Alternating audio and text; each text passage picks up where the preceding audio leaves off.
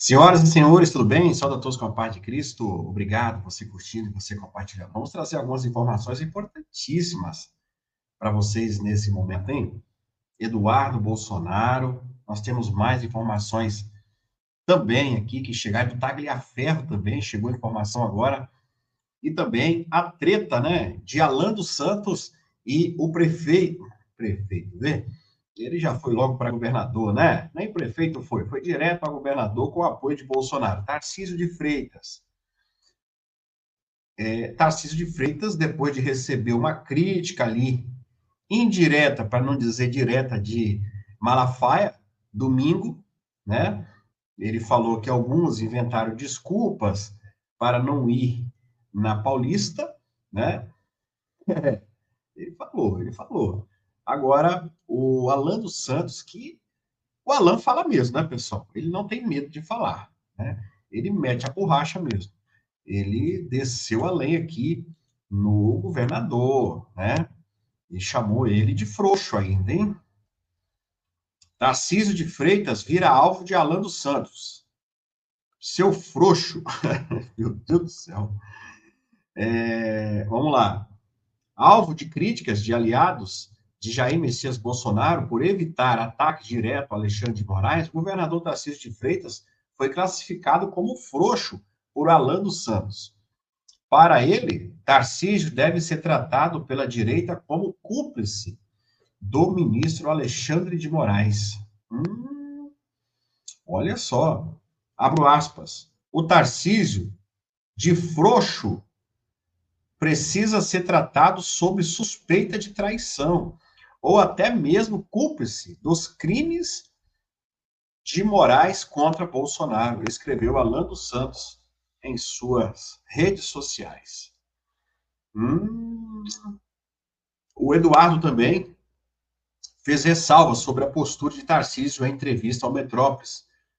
O parlamentar afirmou que o governador de São Paulo, abro aspas, segue um caminho diferente, fecho aspas, em tentar diálogo com Moraes. Eu até falei, né? Falei, gente, acho que eu falei ontem, antes de ontem, eu falei para vocês. Eu falei, ó, o Tarcísio está indo conversar com Moraes, porque ele tem boa relação com Moraes. Lembra que eu falei isso para vocês?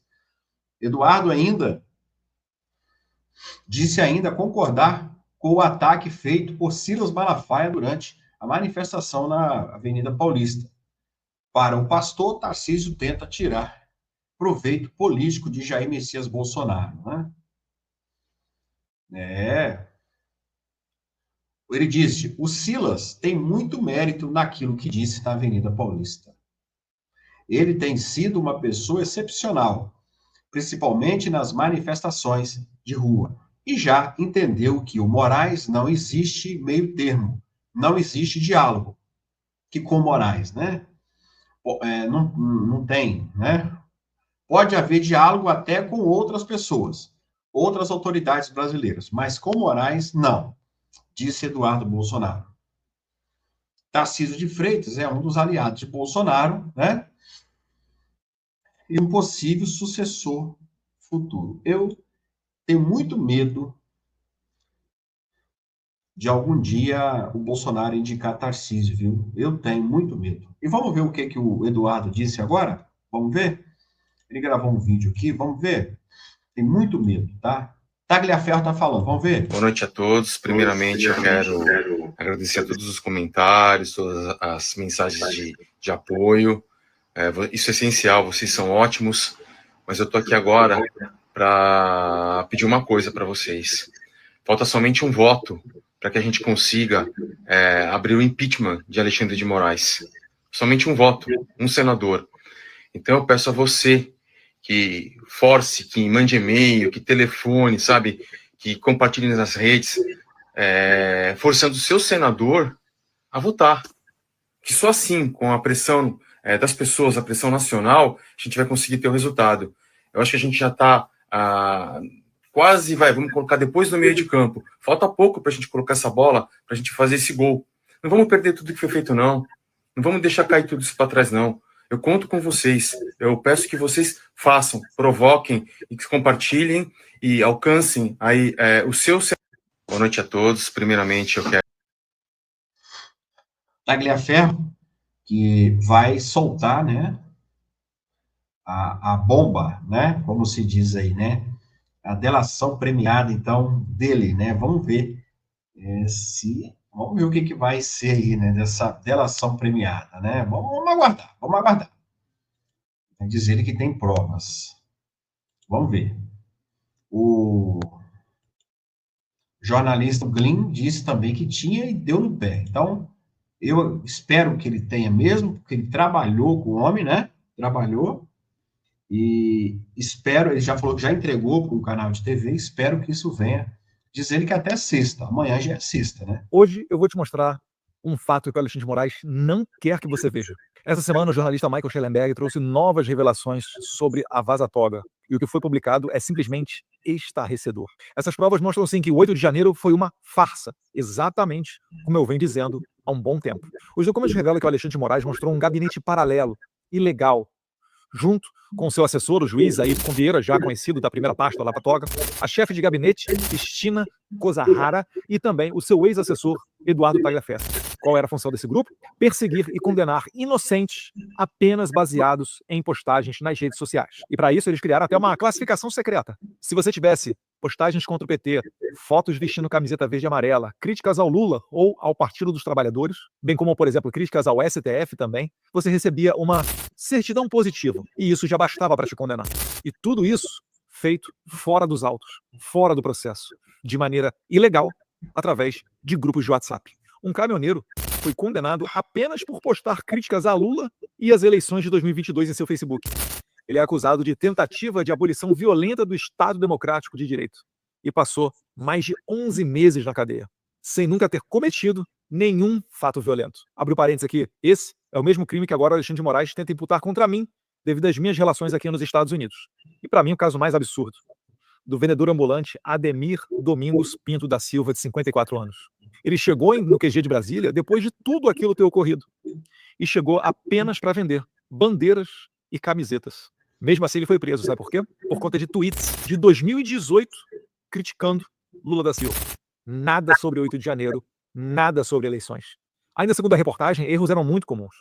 Num desses casos, uma senhora de nome Beth foi erroneamente identificada como um daqueles casos positivos. Minutos depois, a equipe percebeu o erro e mudou a classificação dela para como caso negativo.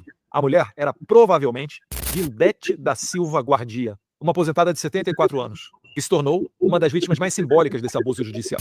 Mesmo com a certidão dela corrigida, ela permaneceu presa. E só foi libertada 21 dias depois de encarcerada devido a uma grave hemorragia intestinal. Essa equipe, subordinada ao Alexandre de Moraes, agia com sordidez e crueldade.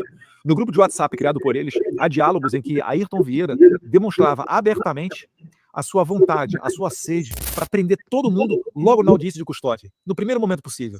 E ainda colocou um emoji sorrindo, se deleitando com aquele ato cruel. Lembre-se, nós estamos falando de velhinhas, de pessoas de mais de 70 anos de idade. Gente como Clesão, que acabou morrendo dentro da cadeia por conta da ação desse tipo de pessoa, que não considerou sequer a dignidade da pessoa humana. Em outra conversa, quando a PGR pede a liberdade de inocentes, a chefe de gabinete do Moraes, a Cristina Kozahara, diz que não quer libertar ninguém antes de ver a rede social dessas pessoas inocentes. Isso é perseguição política. Isso é abuso de poder notório. Estamos diante de um dos episódios mais sombrios da nossa história.